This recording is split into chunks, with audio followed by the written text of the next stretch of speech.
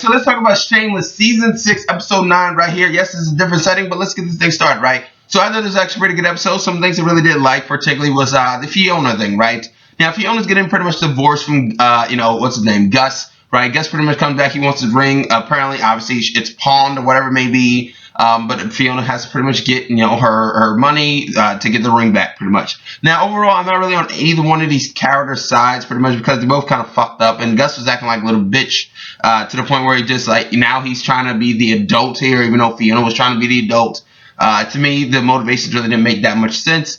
But in the end, it seemed like each one of them kind of got what they wanted. I hope Gus doesn't come back and try to fuck her over, because we saw at the end, pretty much Fiona is now getting married to Sean. And that seemed like a very nice, happy moment. Kind of made me smile a little bit. But obviously, it's not going to end very well. She says to herself when they kind of have a fight that they're going to have, she just breaks up and then she goes from relationship to relationship. But yeah, it was kind of nice to see them getting married or whatever. But the lawyer was hysterical. I thought the lawyer was very funny from The Office, the guy Oscar. But he was great. Now let's talk about the Debbie commune storyline, right? The commune storyline is slightly funny and it's slightly amusing, but it's still a little bit odd. Now, this is the problem with the writers. They're making Fiona and Debbie kind of go from storyline to storyline, and it kind of really is showing. Now, granted, as I said, there are some funny stuff in here, particularly, Debbie, I guess acting like a hippie or whatever, maybe that's kind of like the odd stuff. But like Chucky falling on top of shit, or Frank doing the generator stuff and doing weed, it seemed like there's some type of scam pretty much.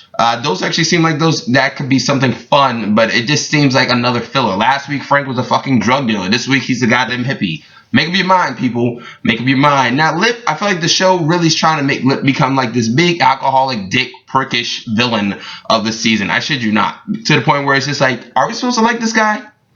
It's really not come across that way. Because for one, he, obviously, if you saw it, he's getting alcohol poisoning. Bam, this girl that he slightly liked, but she's kind of like saying he's not really doing much. Pretty much saves his life by taking him to the hospital. Now, granted, that $2,000 bill is not going to pay for itself.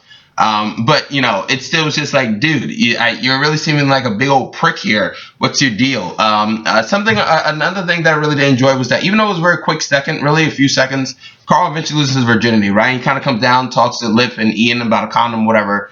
I did like that moment, right? Because you don't really see the three brothers really together much anymore, particularly. But I did like that small little moment or whatever. It was actually kind of nice to see. Svetlana pretty much gets caught by the immigrants, Jesus fucking Christ, the immigration people, thanks to Kevin, and now eventually she's going to get deported or whatever, unless she has to find a husband or wife. What they do, because it can't be Kevin, so it becomes V. So I actually like that storyline. I think it actually be quite funny to see. It already seemed like it's going to be off the interesting start, because Kevin's kind of getting jealous, whatever. But let's see how that actually goes. But yeah, the big, bombshell that kind of got dropped in this episode was pretty much Mandy. Mandy is back, and she's bringing Ian in on a dead body party.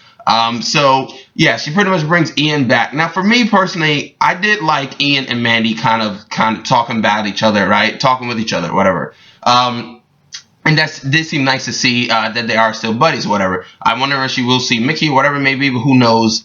And it was interesting to hear that, even Ian is just like wondering how long, Caleb's thing would actually quite last.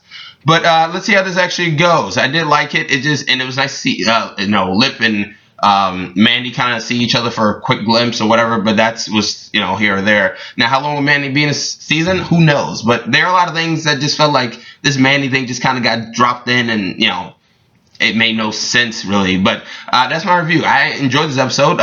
Fiona and Sean are getting married. Let's see how that actually lasts. But yes, that's my review. Comment, subscribe, and like. I'm Chris Smith, and I'm signing out.